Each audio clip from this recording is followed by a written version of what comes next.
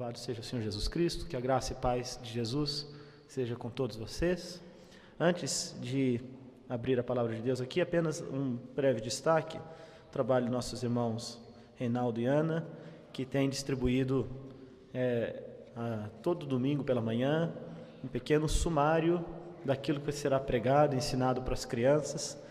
Aqui é uma oportunidade que as crianças têm de acompanhar o sermão, a mensagem, uma oportunidade que os pais têm de ajudar os filhos a entenderem os pontos principais daquilo que é ensinado do púlpito. Essa é uma boa iniciativa, quero incentivar aos pais que valorizem este trabalho e que procurem ao longo da semana, ao longo dos dias que seguem os nossos domingos, a conversarem com seus filhos, sobre aquilo que é ensinado na igreja, que é ensinado na escola dominical, aquilo que é ensinado também do púlpito principalmente, para que a gente consiga aproveitar ainda mais aquilo que Deus nos concede pelos dons dele, todos os domingos ao longo da semana da gente, que isso seja proveitoso, seja útil na nossa caminhada, no nosso dia a dia. Tão bom a gente poder lembrar desses versículos que a gente ouve, que a gente decora, incorporá-los à nossa oração. Não é tão bom a gente poder falar à mesa, quando está almoçando, jantando, sobre algumas das coisas que a gente tem ouvido na igreja, junto do povo de Deus. Isso é uma grande bênção. Eu quero então recomendar aos irmãos que prolonguem este domingo, até que chegue o próximo domingo e a gente então receba mais o alimento da parte de Deus. Vamos prolongar esses dias que Deus nos permite ter assim de comunhão e de estarmos assentados em torno da palavra dele. E eu quero então convidá-lo a abrir a sua Bíblia, inicialmente na segunda epístola do apóstolo Paulo aos Coríntios, capítulo 10, eu farei a leitura apenas do verso 8, neste momento, e eu quero pedir que você mantenha o texto aberto, porque a gente vai recorrer algumas vezes a alguns trechos deste capítulo 10.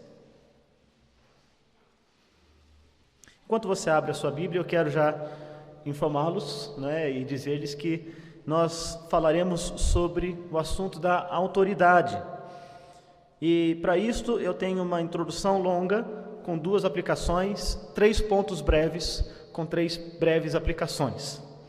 Eu espero que com esta introdução um pouco mais longa e com esses 3 pontos finais, a gente consiga compreender um pouco daquilo que a palavra de Deus ensina para a gente sobre este assunto tão importante, que é o ensino sobre a autoridade na igreja. Atente para o verso 8 que diz assim: porque se eu me gloriar um pouco mais a respeito da nossa autoridade, a qual o Senhor nos conferiu para a edificação e não para a destruição vossa, não me envergonharei. Muito bem, então medite um pouco neste texto, daqui a pouco a gente vai voltar para ele, mas antes eu quero pontuar aqui que este assunto que eu quero trazer aos irmãos é algo muito especial, e que exige a nossa atenção. É importante que a gente atente para o significado da ideia de autoridade segundo as Escrituras, porque quer a gente aceite, quer não, quer a gente goste, quer não, a ideia de autoridade é uma realidade presente na vida de todos nós. Em todas as nossas relações, as relações que nós estabelecemos, nós vivemos a realidade da autoridade, na vida familiar, no nosso contexto, na casa da gente, nas relações familiares que nós temos, a ideia, a noção de autoridade está presente. Na vida social, nós nos submetemos à autoridade, muitas vezes exercemos algum tipo ou nível de autoridade, e na vida eclesiástica, quer dizer, na vida do corpo de Cristo, da igreja, do povo de Deus reunido como igreja, nós também encontramos a noção, o ensino, o princípio de autoridade que a Escritura apresenta para a gente. Então, nesta altura é importante a gente ter pelo menos uma definição breve do que seja autoridade, e eu quero pedir que você atente para isto. A autoridade, pelo menos na tradução mais adequada da nossa língua portuguesa, significa o direito ou o poder de ordenar, decidir, atuar e se fazer obedecer. Direito ou poder de ordenar, atuar, decidir e se fazer obedecer. Ou ainda, a autoridade tem uma ideia de ascendência que lhe permite exercer uma influência sobre pessoas, pensamentos e opiniões. Ambas as definições são bem claras e estão, de alguma maneira, bem alinhadas com a própria noção que a gente já tem, normalmente, no correr da vida, sobre a ideia de autoridade. Quer dizer, é aquela pessoa que exerce algum tipo de influência sobre as decisões que nós tomamos, que exerce algum tipo de poder ou atuação que nos leva à obediência, à qual nós nos submetemos. Acontece que aqui no nosso país, no Brasil, acho que de forma geral no Ocidente, mas podemos pensar assim de forma mais local aqui, no nosso país, parece que a nossa sociedade tem uma relação assim um pouco tensa com a ideia de autoridade, uma relação ambivalente para com a autoridade, que envolve algumas concepções e atitudes erradas para com a autoridade. Por exemplo, há de um lado uma tendência de rejeição completa da autoridade. Talvez isso seja a influência de pensamentos aí da filosofia francesa ou de outros lugares aí que vieram e se estabeleceram aqui entre nós, não é? Um pensador chamado Michel Foucault, por exemplo, foi alguém que foi muito crítico àquilo que ele chamava de relações de poderes e, portanto, eliminou ali nas suas ideias, nos seus livros, nos seus ensinamentos, especialmente nos ambientes universitários, e isso afetou a classe pensante aqui no Brasil, a elite pensante, por assim dizer, imprensa, artistas, jornalistas, gente que é formadora de opinião, afetou a forma como eles pensam a autoridade e passou então a desenvolver uma ideia de colocar em xeque figuras legítimas de autoridade.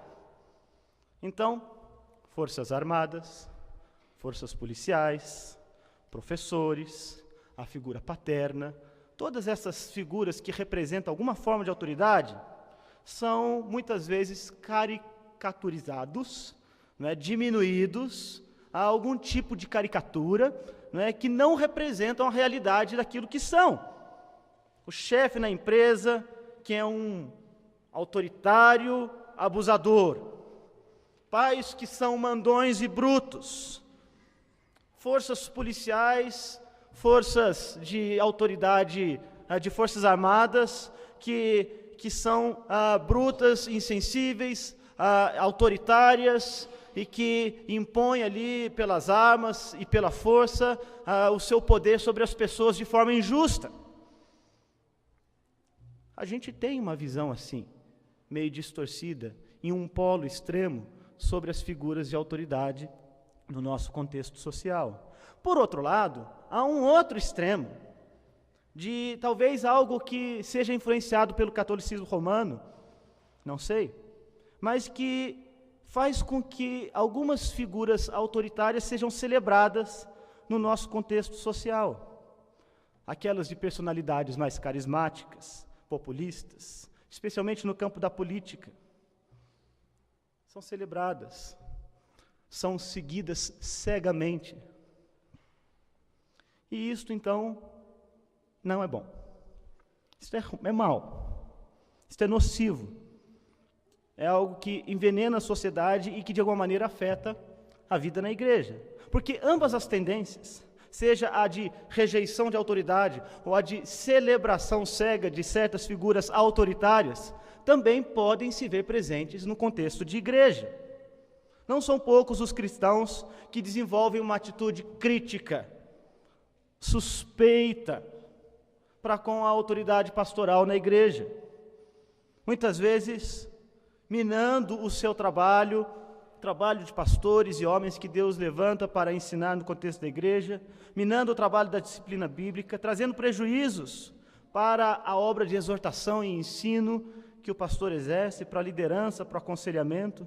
E isso traz perdas muito grandes para o próprio indivíduo que age assim, como também para o corpo de Cristo, para toda a igreja. Mas, por outro lado, há nas igrejas também uma certa tendência de valorização de líderes que se impõem sobre as congregações, quase como se fossem semideuses. Há muitas igrejas por aí, por exemplo, em nosso país, que nós vemos os pastores, os líderes, se colocam como apóstolos, como até alguns já têm dito que são uma espécie de arcanjo das igrejas, se autodenominam assim, concedendo-se poderes quase que ilimitados sobre a congregação, como se fossem intermediários entre Deus e o povo comum.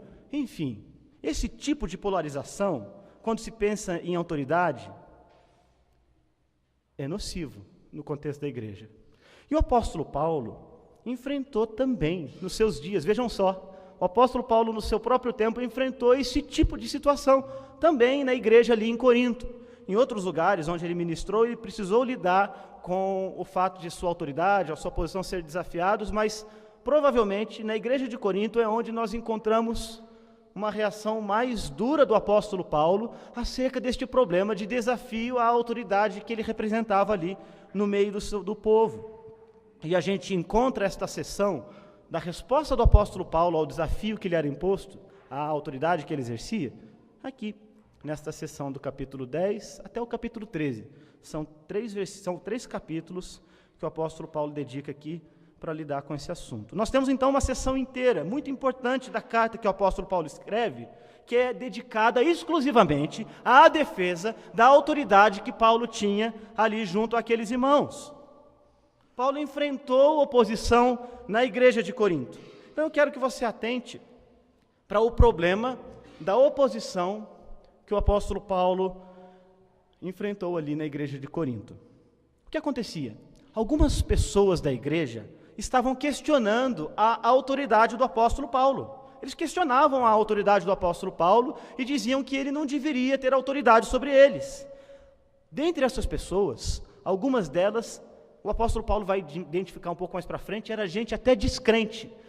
Porque às vezes, no corpo da igreja de Cristo, se infiltra gente de personalidade, gente que sabe ensinar, gente que sabe persuadir pessoas, que nem crentes são. E aconteceu isso também lá na igreja de Corinto. E Paulo vai dizer que alguns que nem crentes eram, estavam ali, no meio da igreja, envenenando a mente daquelas pessoas, influenciando aquelas pessoas com uma carga cultural muito grande.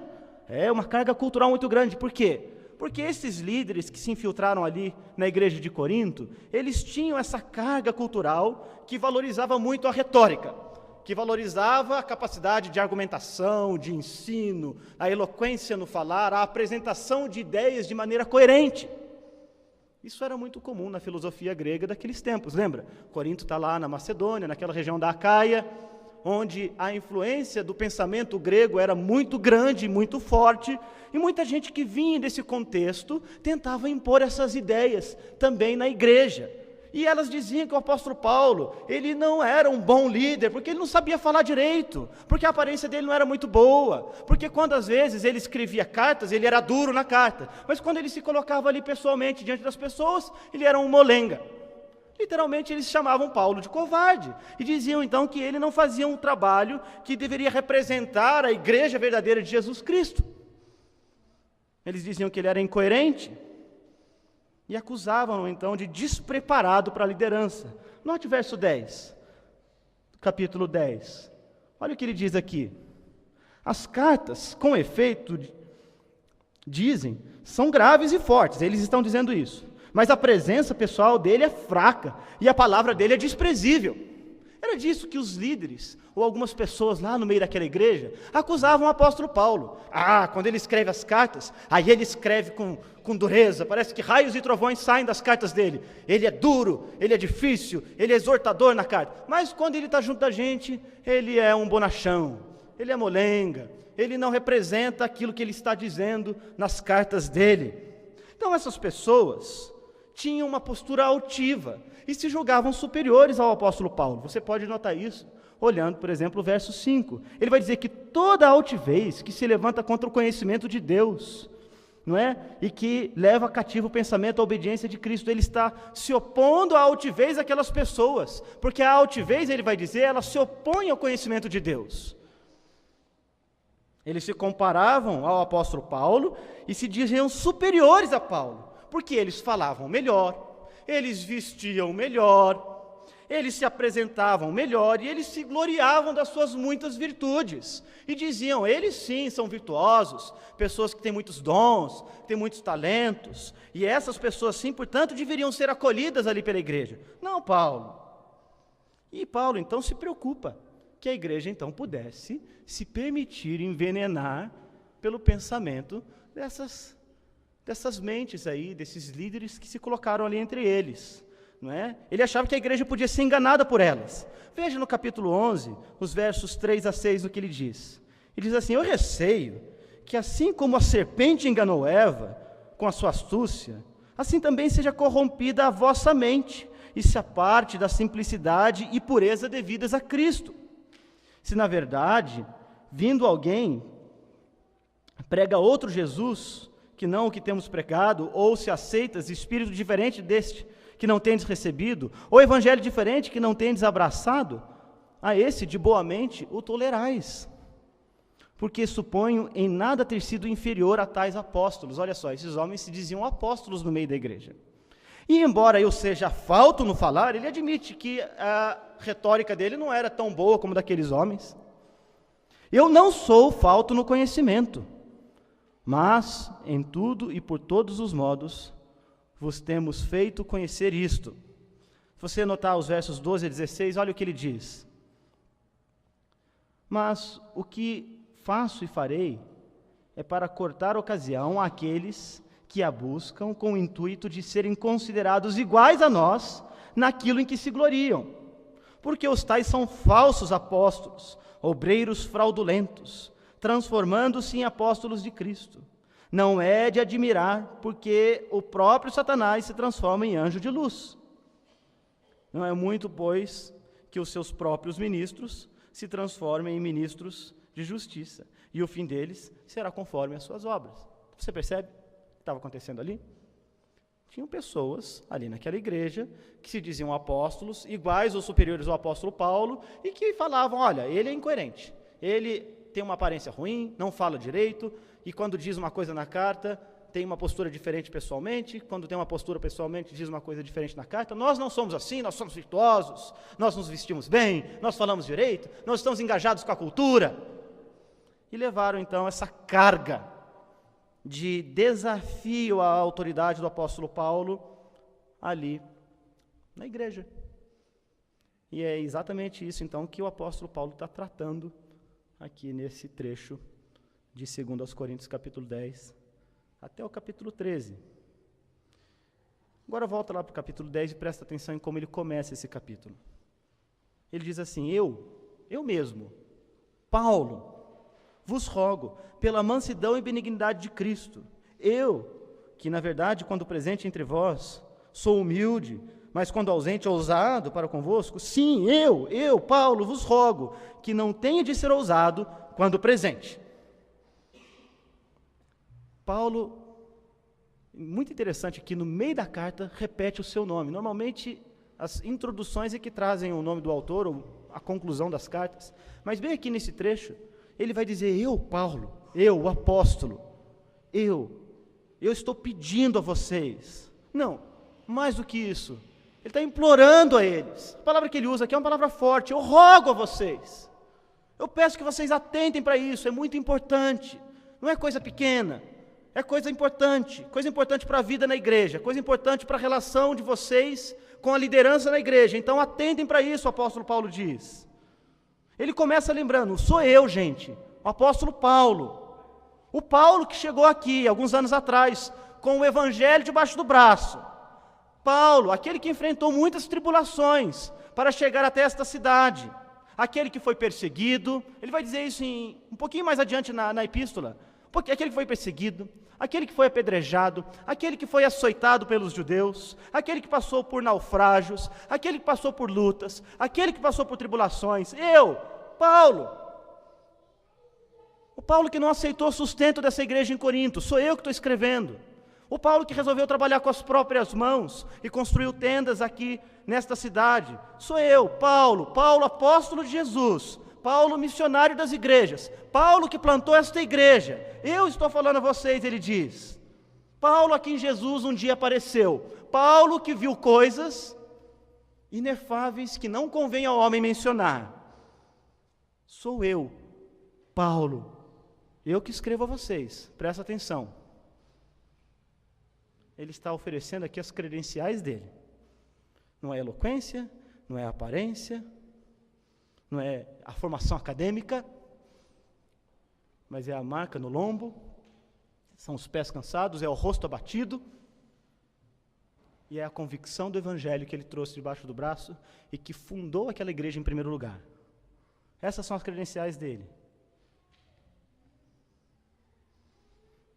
E ele está dizendo, Paulo, eu peço a vocês que não me façam chegar aí com um bordão na mão, com a vara. Ele pede 2 vezes, olha aqui, versos 1 e 2. Eu, que quando escrevo cartas sou duro, mas quando estou presente junto de vocês sou humilde, sou manso, benigno, não me faz chegar aí com a vara na mão. Indicando com isso que ele tem este poder da vara, da exortação, da palavra dura, quando necessário, no meio daquele povo. Não me façam fazer estas coisas. Parece que é quando a gente fala para os filhos da gente, né? Não faz eu chegar até aí. Não me faz contar até 3. É quase como se Paulo tivesse dizendo isso para eles. Olha, gente, não me faz contar até 3. Não deixe isso acontecer não, gente. Porque isso aí que vocês estão fazendo está errado. Isso não está certo não.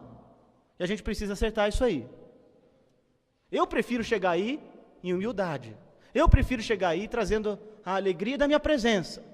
E não a vara e a mão pesada. Mas se precisar trazer a vara e a mão pesada, eu trago. E nota que ele está aqui insistindo com eles. O coração de Paulo é um coração pastoral que cuida daquelas pessoas e que se preocupa com elas. E é por isso então que ele insta, ele insiste, ele implora, ele roga que ele não tenha de usar o bordão na cabeça da igreja. Que ele não tenha de usar a vara para discipliná-los, por assim dizer. Com isso, o que Paulo está dizendo para eles? Que essa atitude de dar ouvidos àqueles líderes que questionavam a autoridade dele, presta atenção, hein? Começando algumas das ideias que eu quero transmitir para vocês, que isto é disruptivo. O que é isso, Tiago? Disruptivo. Isso rompe as coisas. Isso é disruptivo na igreja. Que isto é nocivo ao corpo. Que isto é venenoso para a igreja. E que, se seguir daquele jeito, é merecedor de uma atitude dura. Não me façam chegar até aí em dureza, o apóstolo Paulo falou. Ele já tinha escrito uma carta dura para aquela igreja. Ele vai dizer, não me faça chegar aí com uma palavra dura a vocês pessoalmente também. Porque questionar a autoridade dele ali, da maneira como estavam fazendo, era algo disruptivo, era algo mau, era algo nocivo e algo venenoso para o ambiente da igreja. Questionar a autoridade dele ali exigia uma resposta dura e firme da parte de Paulo. E por isso ele vai lembrar a mansidão de Cristo. No verso 1, como nós lemos aqui, ele os lembra da mansidão de Cristo como uma virtude daquele que tem autoridade. Ele mesmo era manso, Paulo, ele mesmo era benigno, Paulo, como Cristo também era. As expressões que ele usa aqui para mansidão e benignidade são bem escolhidas por ele. Quando ele fala em mansidão aqui, ele está falando o oposto da ira, da destemperança, da impulsividade, da agressividade, mas destacando a tranquilidade, a calma, paciência, a mansidão, a candura do Senhor Jesus Cristo, que sabia ser duro quando precisava, porque nós não podemos imaginar que, mesmo sendo doce e sendo manso como era, o Senhor Jesus Cristo, quando expulsou aqueles vendilhões do templo, aproximou-se deles, dizendo, será que o Senhor, por gentileza, pode remover a sua barraca e colocar ali do lado de fora? Aqui no pátio não é um bom lugar, sabe? Eu acho que não dá muito certo aqui, não combina, não fica legal. Será que foi assim que Jesus chegou? O texto bíblico diz que não. Diz que ele estava com um azorrague na mão, e que ele empurrou aquelas pessoas, e que ele chutou aquelas barracas, e que ele expressou aquela firmeza e dureza necessários naquele contexto. Então, mesmo sendo manso, às vezes uma resposta firme é necessária, mas Paulo está apelando aqui à mansidão de Cristo, à benignidade de Cristo, que é bondade. E ele quer então que eles, a igreja em Corinto, tenha para com ele, Paulo, uma atitude assim, de mansidão e benignidade. Ao mesmo tempo em que ele evoca essas virtudes de Cristo, lembrando que ele mesmo as tem quando ele está no meio deles, ele espera que eles, a igreja, o povo que está ouvindo aquelas coisas, também emulem isto, ou seja, que eles também sejam benignos e mansos no trato para com ele. para evitar o confronto. Você nota que no verso 3 aqui, seguindo no texto, Paulo vai falar em termos militares. Nós não militamos segundo a carne. Ele fala de armas, as nossas armas, as armas da nossa milícia não são carnais, mas poderosas em Deus. Linguagem militar, linguagem de guerra. E ele lembra que as armas que ele possui são muito mais poderosas do que a difamação, do que a maledicência.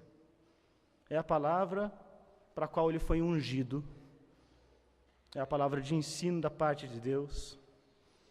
Todas elas poderosas para destruir os discursos vazios e os sofismas. Esta palavra que ele usa, sofisma, é um discurso bonito, mas vazio, não significa nada, não serve para nada. Os discursos que são destituídos de um exemplo, porque o apóstolo Paulo ele vai dizer que o ensino dele é seguido de um exemplo. Quando a gente lê o restante dos capítulos, é exatamente isso que ele vai dizer, que o procedimento dele é completamente coerente com o conteúdo do evangelho que ele ensinava. E é por isso, meus irmãos, que Paulo tinha autoridade. Por isso que a gente chega nesse verso 8, com Paulo dizendo que ele tinha autoridade. E nesse verso 8 nós temos 3 pontos importantes. Mas agora eu quero fazer aquelas 2 primeiras aplicações. Veja só. Paulo dedica uma parte grande dessa epístola dele para falar desse problema na igreja. Não é sem razão que ele o faz. Muitas vezes a gente pode ter uma postura de colocar panos quentes sobre certos problemas, não é mesmo? É melhor deixar isso para lá, isso vai passar, não é? Fulano é assim mesmo, não adianta falar com cicrano, ele tem esse jeitinho assim, não é? E não resolve. Olha, a postura do apóstolo Paulo não é esta. Esse tipo de atitude de envenenar a igreja, né, de disrupção que estava acontecendo lá dentro, era algo sério e que precisava ser tratado. E por isso, então, ele vai dedicar esse trecho todo da epístola dele para falar disso. Porque ele sabe, Paulo sabe, o apóstolo sabe, como é perigoso esse movimento por parte de algumas igrejas de questionamento da autoridade que Paulo tinha. Porque, atentem para isso, ao questionar a autoridade de Paulo, apóstolo e ensinador da igreja, eles estavam também questionando a palavra dele, o ensino dele, o exemplo dele. É como se estivessem dizendo que aquilo que ele ensinou não é tão importante assim, não tem tanto valor, porque não é assim mesmo que a gente age. A gente não dá ouvidos a quem a gente não respeita. A gente não dá ouvidos a quem a gente não respeita. Paulo sabia disso, e é por isso então que ele está dizendo, não, isso está errado, não pode ser assim, vão tratar disso. Porque ao questionarem a autoridade dele, se ele deixa quieto, se ele deixa para lá, põe panos quentes, ele está dizendo que não tem problema ele ser desrespeitado. Ele está dizendo que o ensino dele não é tão importante assim, e nem mesmo o seu exemplo. Porque as pessoas não obedecem àqueles que eles não consideram dignos. Se alguém perde a autoridade, perde o respeito, perde a capacidade de ser ouvido, perde a capacidade de ser obedecido, perde a capacidade de ser seguido. E Paulo sabia muito bem disso, e é por isso que ele dedica esta sessão de 3 capítulos para defender a autoridade dele, para aquela igreja e dizer, essas pessoas estão envenenando a igreja. E estão minando tudo que eu fiz até agora entre vocês. E ele não aceita isto. E não permite que esse tipo de postura aconteça no meio do povo de Deus. Mas há um segundo ponto importante para o qual a gente deve atentar aqui, uma segunda aplicação da necessidade da defesa da autoridade de Paulo, que é a seguinte: em essência, quando a autoridade é dada por Deus a alguém, e essa autoridade é questionada, o próprio Deus é questionado. É a própria autoridade de Deus que está sendo rejeitada por aquelas pessoas. É como se elas estivessem dizendo, nós não queremos que governe sobre nós. Eles estão reproduzindo o tipo de reação de Caim. Eu não sou babado do meu irmão quando Deus o questiona. Ele assim está dizendo, quem é você? Quem é você para perguntar para mim estas coisas? Eu não te devo nada, Não te devo satisfação de nada? Ao questionar, então, a autoridade do ministro que Deus levantou no meio daquela igreja, eles estavam questionando a autoridade de Deus, que foi quem chamou aquele ministro em primeiro lugar.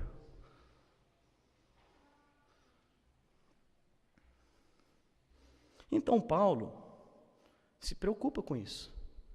E ele vai desenvolvendo o seu ponto até chegar nesse verso 8, onde nós estamos.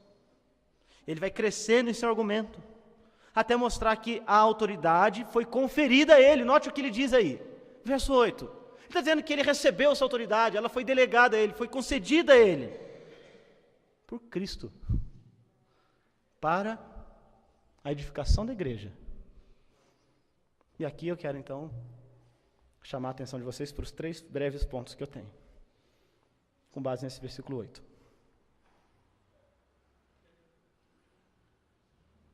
Ele tem autoridade, foi conferida por Deus, por Cristo mesmo, e essa autoridade é para a edificação da igreja.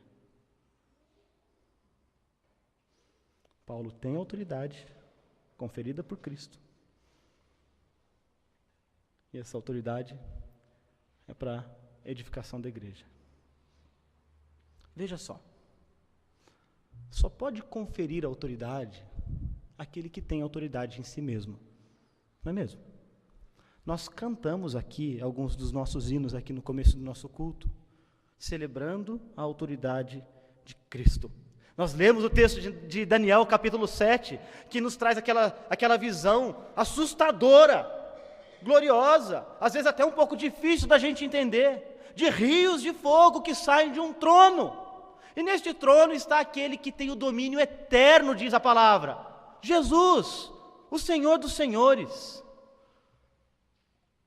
Ele mesmo disse na oração que fez, registrada em João capítulo 17, que o Pai deu a ele toda a autoridade sobre toda a carne, para conferir a vida eterna aos homens, para conferir a vida eterna a todo aquele que crê. E com isto, nós, cristãos, igreja cristã, e a cristandade de modo geral, nós afirmamos aquela frase que é tão determinante para a nossa identidade como cristãos: Jesus Cristo é Senhor. Jesus Cristo é o Todo-Poderoso, é o Christus Pantocrator, é o Senhor Todo-Poderoso. Jesus é quem dá autoridade aos homens, Paulo está dizendo. Foi Ele que me conferiu. E com isso ele está dizendo então que Cristo é o Senhor. Foi isso, aliás, que o apóstolo Paulo ensinou aos coríntios. Veja, capítulo 4, verso 5. Nós não nos pregamos a nós mesmos, Paulo vai dizer, mas a Cristo Jesus como Senhor, e a nós mesmos como vossos servos, por amor de Jesus. Então a mensagem de Paulo era esta, de que realmente aquele que tem autoridade final, absoluta, total, completa, inquestionável, o Senhor do cosmos, o Senhor do universo, o Senhor de todas as galáxias, de todos os planetas, o Senhor acima de todos os reis, acima de todas as nações, acima, inclusive, como Paulo vai dizer aos Colossenses, de todos os principados e potestades, acima de Satanás e dos demônios, acima dos anjos e dos espíritos, é Jesus, Jesus Cristo. Cristo é a autoridade sobre todas as coisas. Paulo vai ensinar, e foi isso que ele pregou ali aos coríntios. Então ele lembra aos coríntios, e com isso eu quero lembrar a todos vocês, a todos nós, o seguinte: se eu e você somos crentes, se eu e você somos cristãos, se eu e você abraçamos o Evangelho, que são as boas novas de salvação, então nós reconhecemos, nós afirmamos, junto à cristandade, Jesus Cristo é o Senhor. Nós reconhecemos que Jesus Cristo tem toda a autoridade na terra, que Ele é o Senhor do cosmos e da vida, que não há nada que não esteja debaixo do seu domínio, que não há nada que não esteja debaixo do seu poder, que não há nada que não esteja debaixo da sua autoridade. Não há nada que não esteja debaixo da sua soberania. Nós cremos que foi por meio dele que todas as coisas foram chamadas à existência, como o apóstolo Paulo ensina em Filipenses, capítulo 1. E cremos que, como o autor da Epístola aos Hebreus, ele está sentado num trono de glória, que de lá ele exerce domínio e autoridade sobre toda a vida na terra. E cremos que ele é o Senhor da igreja, porque é ele mesmo quem diz: aquele que quer seguir após mim, venha, deixe todas as coisas para trás e me siga. É aquele quem disse: toda autoridade me destes ao Pai. E se nós somos cristãos, e somos evangélicos, e abraçamos o Evangelho, nós reconhecemos que Jesus Cristo é o Senhor.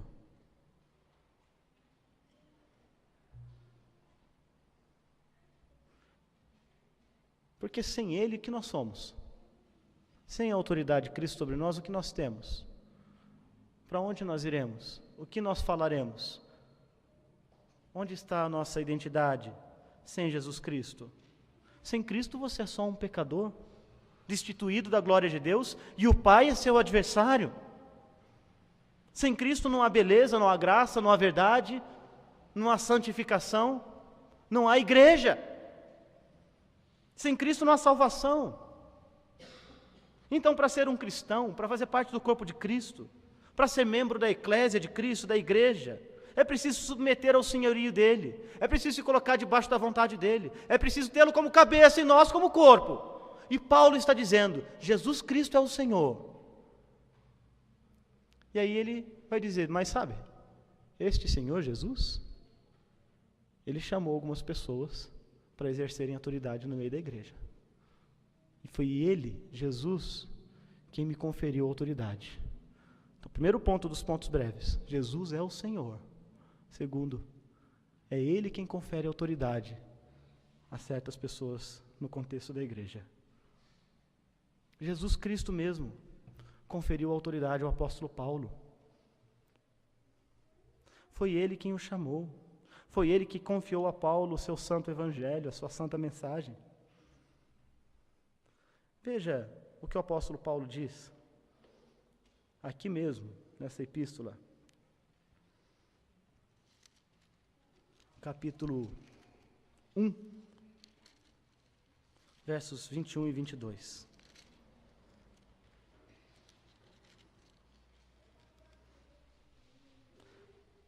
Mas aquele que nos confirma convosco, diz o apóstolo Paulo, em Cristo e nos ungiu é Deus, que também nos selou e nos deu o penhor do Espírito em nosso coração.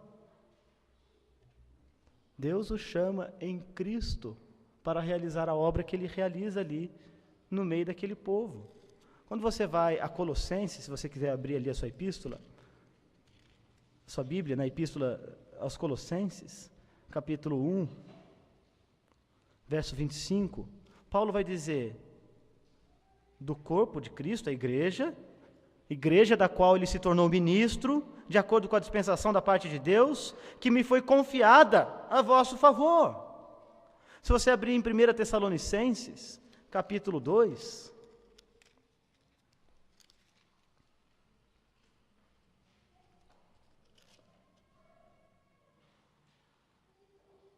verso 4, ele vai dizer: nós fomos aprovados por Deus, a ponto de nos confiar Ele o Evangelho. E esse tipo de noção de que aquilo que ele tinha, de que as credenciais dele para o ensino eram dádivas de Deus, era a confiança que Deus tinha dado a ele, a chamada que Deus tinha dado a ele, a vocação que tinha dado a ele, é algo que Paulo vai repetir aqui em todas as suas epístolas, de alguma maneira e em linguagens diferentes. Ele vai dizer a mesma coisa, que foi Deus mesmo, em Cristo Jesus, quem conferiu a Paulo a autoridade para ensinar na igreja, para conduzir o rebanho de Cristo. Eu quero que você reflita nisso. Se você e eu somos cristãos, nós precisamos reconhecer que Cristo, Ele cuida da sua igreja por meio daqueles que Ele levanta no meio da igreja para pastorear o rebanho de Cristo, o rebanho dele mesmo, para ensinar, para exortar, para aconselhar, para dirigir, para oferecer exemplos e modelos para serem seguidos. Ele concede aos homens dons de liderança, de ensino, de sabedoria e de pastoreio, homens imperfeitos, que têm os seus problemas e as suas lutas, é verdade, como o apóstolo Paulo também as tinha, mas que são chamados por Deus. E o apóstolo Paulo vai ensinar nessa mesma epístola aos Tessalonicenses, capítulo 5, que o cristão precisa acolher com deferência, com respeito, com afeto, aqueles que presidem entre eles, aqueles que exercem esse tipo de autoridade que Deus mesmo, em Cristo, concedeu a eles. Então o cristão, ele precisa ouvir aqueles que são levantados com esse espírito de mansidão e benignidade que o apóstolo Paulo roga a eles lá no comecinho do capítulo 10, que exerçam, porque são chamados por Deus para exercer liderança no contexto da igreja. Paulo está dizendo aqui, foi Jesus mesmo, Cristo, quem me confiou o Evangelho, quem me concedeu a liderança entre vocês. E, portanto, vocês devem acolher isto. E, finalmente, e aqui eu caminho para o meu terceiro ponto pequeno, junto da sua aplicação. Esta autoridade que está em Cristo e Ele concede a homens na igreja, o que Ele está dizendo aqui no verso 8? Ela serve para a edificação ou a destruição da igreja? Para a edificação da igreja. Aqui agora ele usou uma linguagem da construção civil, a edificação, para subir os muros. Ela edifica a igreja. Ela faz bem ao corpo. Ela vai dar liga aos tijolos. Vai dar forma para a casa, para a construção. Vários tijolos soltos. Eles não cumprem a função, o papel para o qual um dia eles foram feitos e fabricados. Eles foram feitos não para ficarem soltos, senão eles quebram, eles não servem para nada, servem até para machucar alguém. Mas um tijolo, quando é colocado junto de outro tijolo, quando ele é unido com uma liga, com cimento, ali aos outros blocos, ele forma uma construção bonita, uma casa bonita. E o que o apóstolo Paulo está dizendo aqui, nesse verso 8, é que a autoridade que Cristo conferiu a ele serve para isso, para edificar a igreja, para trazer o povo de Deus junto, unido, debaixo do ensino do Evangelho e da lembrança perene de que Cristo é o Senhor da igreja. Então, se a gente é crente, atente para isso, se a gente é cristão, a gente entende que está debaixo da autoridade, que está debaixo do cuidado, que está debaixo da direção, que está debaixo do ensino, que está debaixo do amor de alguém, é bom, que isso é bom, que isso é edificante, que isso faz bem para a alma da gente. Veja aqui o que ele vai dizer ainda em 2 Coríntios capítulo 2, verso 4, na segunda parte do verso 4, ele vai dizer que sofreu muito angústias de coração, escrevendo a eles com lágrimas, não para que eles ficassem tristes, ele diz. Agora veja só que lindo que o apóstolo Paulo diz aqui, mas para que eles conhecessem o amor que vos consagro em grande medida. Você percebe o que a autoridade boa faz para a igreja? Ela derrama amor em grande medida, ainda que com palavras tristes, como ele disse aqui, ainda que com exortações firmes. Mas a autoridade que Cristo confere aos homens da igreja é para que eles derramem amor ao povo de Deus. E isso é manifestação da bondade, da graça, do cuidado de Deus sobre a sua vida, sobre a minha vida, sobre as nossas vidas. É sinal de que Deus se importa com você. Ele se importa com você. E Ele então coloca pessoas ali que vão trazer essa mensagem de exortação, ensino, de evangelho, que vão ajudar a gente a ter liga, a estar grudado um no outro, cuidando um do outro, e sendo orientados no caminho de Cristo, dirigidos no caminho de Cristo. É Deus dizendo que Ele se importa com aquilo que é ensinado para você. É Deus dizendo que Ele se importa com aquilo que é pregado do santo púlpito. É Deus dizendo que Ele se importa com o que você crê. Ele se importa com como você vive. É por isso que Deus estabelece autoridade na igreja. Porque Deus quer que você viva vidas santas, de acordo com a palavra. E que você seja orientado, dirigido, e ensinado, e exortado, e acomodado à palavra de Deus. Deus se importa com a maneira como você pensa.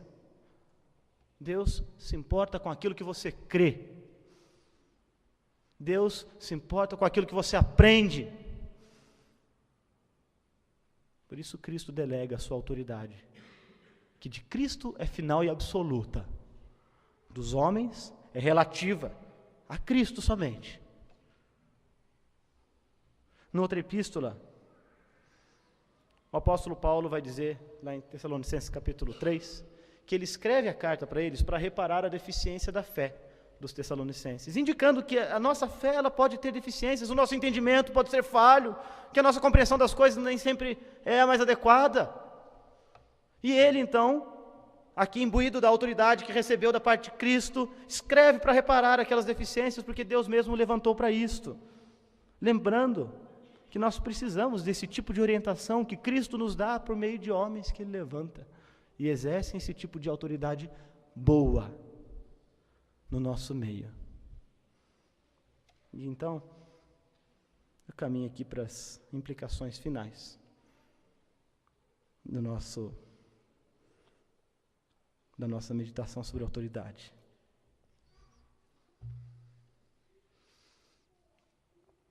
Não despreze a autoridade. Não despreze a autoridade aqui na Igreja Batista da Graça e na sua vida familiar em casa, na sua vida social, porque isso é dom de Deus. Deus mesmo tem autoridade final sobre todas as coisas. E Ele concede autoridade a homens. Sabe de uma coisa? Isso não acaba nunca. A autoridade é uma realidade, uma característica da relação que a gente tem com Deus e uns com os outros que não vai acabar nunca. Lá, na consumação do Shalom de Deus, os homens estarão diante de um trono, porque há um rei, há um Senhor que exerce domínio e poder, e os homens estarão submetidos à vontade deste rei para todo sempre. A relação de autoridade não acaba nunca, então nós não devemos desprezá-la, porque como o apóstolo Paulo mostrou e dedicou aqui uma defesa vigorosa da autoridade que tinha, questionar a autoridade traz divisão e disrupção na igreja, envenena o corpo, e é sinal de que você mesmo não aceita a autoridade de Cristo, de Deus sobre você. Tem gente que é turrão, ninguém manda em mim, não ouve ninguém, não atende ninguém. Não é bom que seja assim. Não devemos desprezar a autoridade, mas antes, amá-la, acolhê-la, orar pelas autoridades que Deus coloca na vida da gente, pedir que Deus a oriente, que Deus a prepare, que Deus a ajude, e nós mesmos podemos ser meios de bênção para as autoridades que Deus coloca no nosso meio, agindo com humildade, benignidade, com mansidão e benignidade para com elas, e ajudando-as nas áreas em que talvez elas tenham seus limites, orando por isso e pedindo que Deus a ajude. Nós não devemos desprezar a autoridade, porque quando a gente despreza a autoridade, a gente despreza Deus, mostra-se rebelde para com Deus mesmo. E se a gente tem tido essa postura, eu quero recomendar, se você tem tido essa postura, eu quero recomendar que você peça perdão a Deus,